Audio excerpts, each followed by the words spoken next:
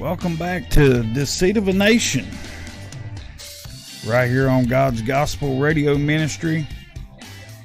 We apologize for the complete blow up of technology, but we are back in the saddle again, Billy. Most definitely back with Deceit of a Nation 110 right here on God's Gospel Radio Ministry. We're going to give a little bit of time here for some folks to show back up, and I think we got our technical issues out of the way, and we're not going to stay on very much longer, just a few more minutes, just kind of close up some of the things, and just that whole last little part of that segment totally just blew off the handle. And so what we were kind of talking about in this situation here was just how really, Bill, just how the agenda, and it has been since the day he won the election, there's just no way he won this thing. And why are they so adamant about he didn't win? Well, mainly because they had the election completely set up and still lost. And Absolutely. When Donald Trump come out victorious, they just knew without a doubt that he had somebody else change the election. You know, that worries me. If they're so adamant, how just off the top of their head know that this happened? How do they just automatically think that it happened? Well, mainly because it was set up by the Democrats for Hillary to win and some of the Republicans. And when Donald Trump won Florida, you can almost hear the breath come out of him. Almost like a big gut punch in round 12 of a championship fight. The younger fighters fighting the older fighter, and he's been welling on the older fighter's body. And then that final blow in the 12th, right in the liver, man. Right in the liver. And it takes him down. Well, that's what happened to the Democrats when Trump won Florida. It was like a gut shot. It was a liver shot. It was one that knocked them down and they couldn't get back up. No matter how much they cuss the ref, no matter how much they scream at the ref, telling them they're okay, they're still laying on the ground. There's no way for them to get up. It's like a turtle stuck on its shell, upside down.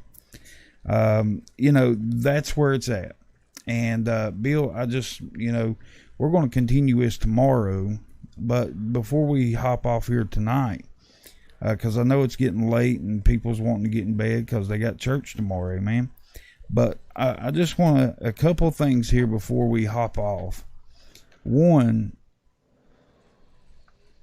let's answer the question that I heard a reporter ask today about the tweet that Donald Trump sent out during the hearing of Yovanovitch. Do you agree with what he did by sending that tweet? Now, granted, knowing that she wasn't going to know nothing about it unless somebody told her. Do you agree with the tweet is question one. And number two, do you agree in the timing of the tweet? Do I agree with the tweet? First of all, yeah, I do. I mean, you look at a track record, you have to wonder, ask yourself, honestly, if you're not biased, you have to ask yourself that question, those questions that he asked. And two, the timing of it. She's on trial. He puts it out. And why would they be worried about his what he's tweeting out while they're doing this hearing? So that shouldn't sway anyone. Don't you agree though? Don't you agree that he has them on the defensive now? Oh, absolutely. Well, and that they're on the defensive ever since he won election. The day before he was even inaugurated, they were coming up with some kind of scheme to get rid of him. they even rigged the primaries for Hillary Clinton. Bernie Sanders probably actually won the nomination, which his time was 2016, not now. Right. But they took it away from him. Hillary lost. I mean, Bernie would have lost as well. He would have lost worse than she Now, actually did. now I will say, I think in the public's eye, Donald Trump had been on the defensive side of it just because. But in the background, he was on the offensive side. He was getting things set up. He was letting them say what they wanted to say, and then he would come out and defend his position. And now it's just like ever since the midterms, it's flopped, meaning that everything that has been worked on for 2 years to try to exploit the evil that's in the liberal camp, and that does include some Republicans, some that's Hmm. now not elected officials because they got popped out by a Democrat because of their sorriness. Um, but in saying that, now you're starting to see the fruit of the labor in the first couple of years. Now he is on the offensive. And how do you and let me just show you how he's in offensive. When and why, and this is why I asked Bill about the tweet. When Donald Trump, and I think he did this to show the Americans that when he sent that tweet in the midst of everything that was going on in the question of Ivanovich, Shifty Shift, or however they say it, had to defend his stance in the midst of everything that was going on in the hearing. He had to keep an eye on the Twitter account and had to have a defense if he said anything. And he brought it up, and that's the only way Yovanovitch even found out about it during the trial, during the hearing.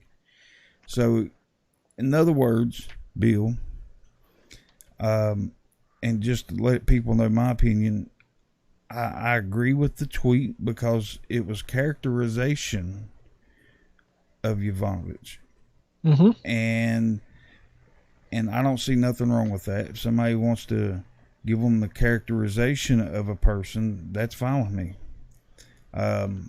Just as the Democrats are allowed to do it, the president's allowed to do it.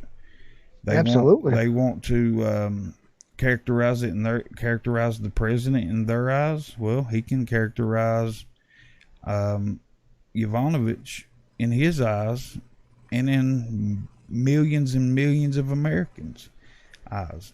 But here's the thing, though, Bill.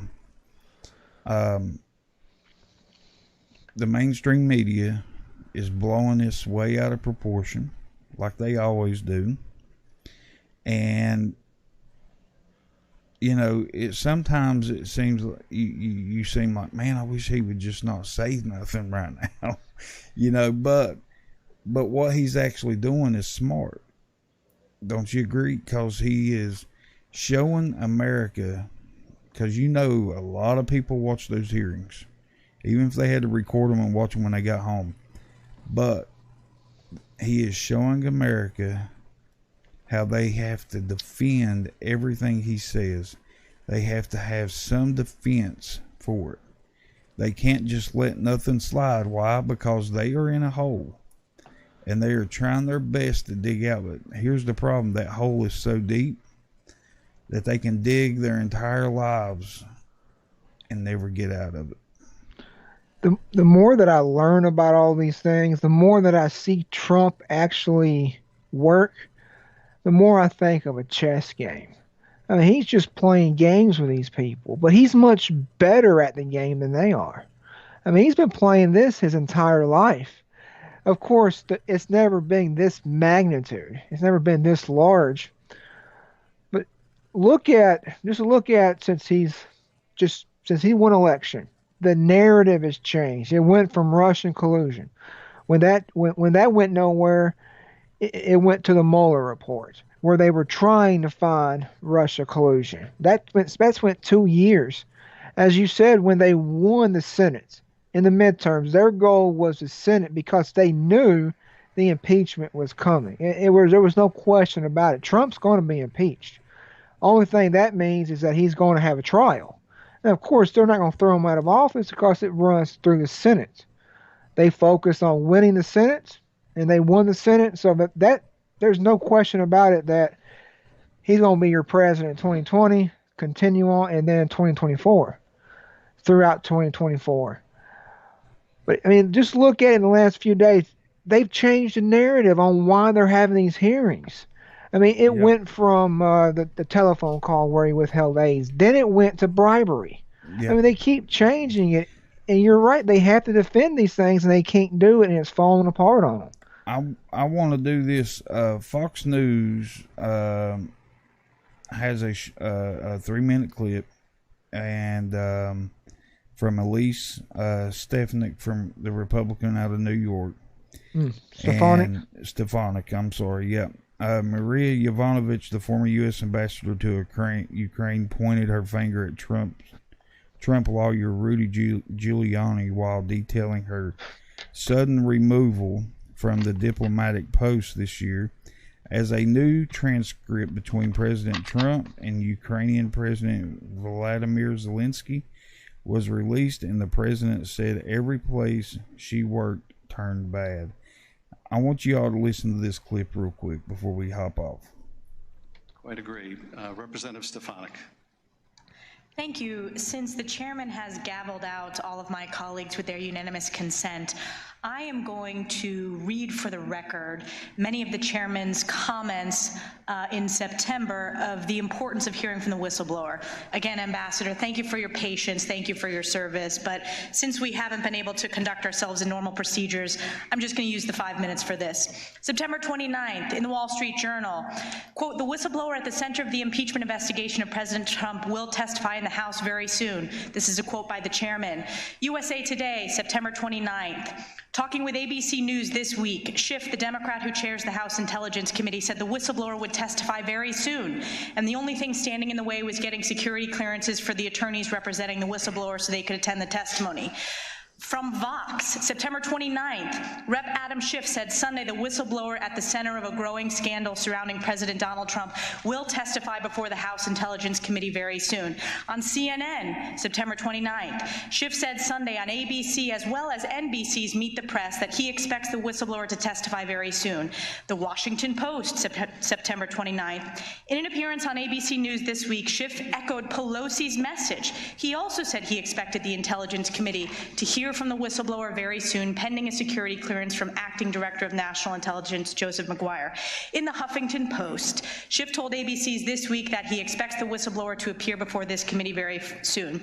In the New York Post, quote, we'll get the unfiltered testimony of that whistleblower. In the Washington Times, quote, that whistleblower will be allowed to come in. These are all quotes from Chairman Adam Schiff. In Talking Points memo, the question was posed, actually this was by George Stephanopoulos, have you reached an agreement yet with the whistleblower and his or her attorneys about coming before the committee and providing the information firsthand? Quote, yes we have, Schiff responded, and as DNI Maguire promised during the hearing, that whistleblower will be allowed to come in and come in without a minder from the Justice Department or from the White House to tell the whistleblower what they can and cannot say. We'll get the unfiltered testimony of that whistleblower. In Daily Kos, we're ready to hear from the whistleblower as soon as that is done, and we'll keep obviously riding shotgun to make sure that the acting director doesn't delay in that clearance process. In CNBC, we'll get the unfiltered testimony of that whistleblower. In Market Watch, House Intelligence Committee Chairman Adam Schiff said Sunday that an agreement has been reached under which the whistleblower will testify before the committee very soon. I can keep going, but again, the chairman refused to allow us to put these into the record with unanimous consent. So I've read those out, and as we know, it is important to protect whistleblowers from retaliation and from firing, and we want to make sure whistleblowers are able to come forward. But in this case, the fact that we are getting criticized by Chairman Adam Schiff for statements that he himself made early on in this process shows the And basically it shows that he is insane. Yeah, absolutely. He's insane. He's not only shown himself to be a liar. I mean, everything he's done everything he said to bring attention to himself has been a lie. Yes. And we go on and on about this. My favorite part of the entire hearing on Friday, was when he said that his indulgence is wearing thin. And Jim Jordan said that we lost indulgence with you a long time ago. In other words, what he was saying was our satisfaction with you has ran out a long time ago. Yep. And we're gonna close it right there, and we'll finish up tomorrow. But Bill, it's I think tomorrow I want to dive into some of the things that Jim Jordan talked about. Which Jim Jordan is a fighter, man. That whole panel is a fighter, and they're fighting for the president, but not just President Trump. They are fighting for the office of the president, no matter who gets it. Because if this happens, folks, now listen, if this happens, this goes into the history books. This goes into the history books of the future generations can get into and say, well, they did this to Donald Trump back in 2019, and so we should be able to do it today, instead of going on back to Nixon and who was the other one, Bill? President Talking about Nixon and at the time and when they tried to impeach Clinton, instead of going back and looking at that and following those, the way that both of those they were identically done. But future generations, if this ever goes through, Bill, they're going to go this way. And you talking about a dirty fight, it will be the downfall of our country. This is how important this is. So folks, be praying for all of the officials, government elected officials, and our duly elected president, Donald J. Trump, and really all of the folks that he has put in place all around this world as ambassadors and people standing in your and my place. And folks, even Adam Schiff is standing in your place. He's talking for you, whether you agree with him or not, and whether you live in California or not. What he is doing right now is a national security concern, in my opinion, because this guy is getting away with murder, pretty much, because he is killing any chance that a Democrat has to become president. And he's killing his career. And I can tell you right now, I hope that they have a vote so that we can get these people out of there in 12 years. And I say that people, I think any House or Senate chair cannot be occupied by the same person no more than 12 years, 2 6-year terms. That's my opinion. But anyways, that's another discussion for another day. Bill, it's been great, brother, and sorry, folks, for the technical difficulties. And what do you think, tomorrow evening, say 6 Eastern time? Yeah, it should be good. 4 or 5, something like that. Okay. If you're good for it. 6 Eastern, 5 Central. And if that changes, we will post it. How's that?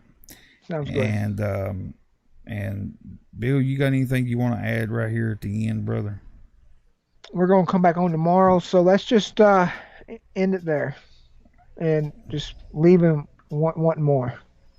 That works. And we're going to leave you with a song here by Triumphant Quartet, one of my favorite songs of all gospel.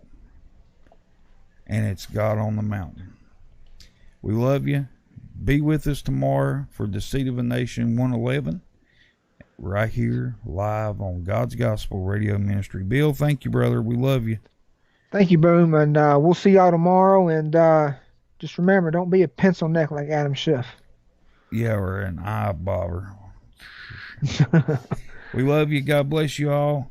See you tomorrow right here on God's Gospel Radio Ministry. See you, bro.